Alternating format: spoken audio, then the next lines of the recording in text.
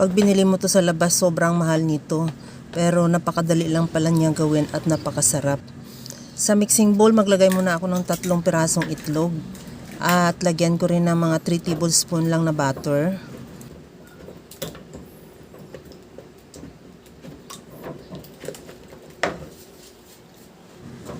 Lagyan ko na rin ng gata.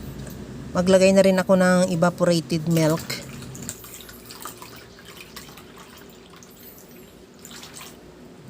Isunod ko na rin ilagay yung condensed. Bali magtira lang ako ng konti para pang toppings.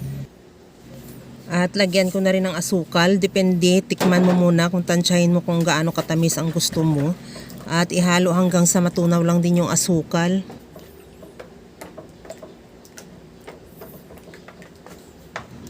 Ilagay ko na rin yung 500 grams na glutinous powder.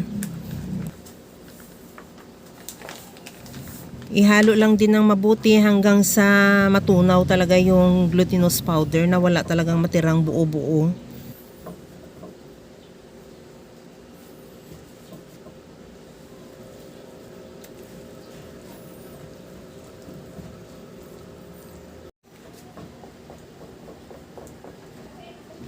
Okay na tong ating bibingka mixture.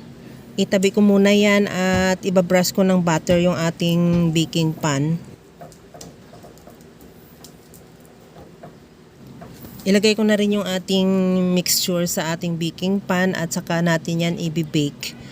Bali, pinainit ko na yung ating oven ng mga 30 minutes na. At iset ko lang siya sa 170 degrees Celsius at 45 minutes o hanggang sa maluto.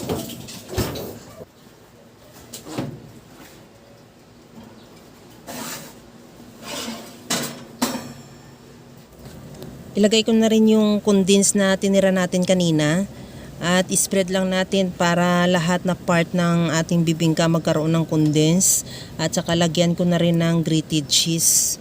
At pagkatapos yan, ibalik ko ulit yan sa oven ng mga at least 15 to 20 minutes at saka natin tanggalin at palamigin at saka natin yan hiwain at isi-serve. Ito na yung ating bibingka. Ready to serve na. Kaya mga kalasa, kung nagustuhan mo yung ating video, please like na lang at pakishare na rin sa inyong mga friends. At kung bago ka pa lang sa aking channel, subscribe na at i-click mo na rin ang bell button para sa mga notification.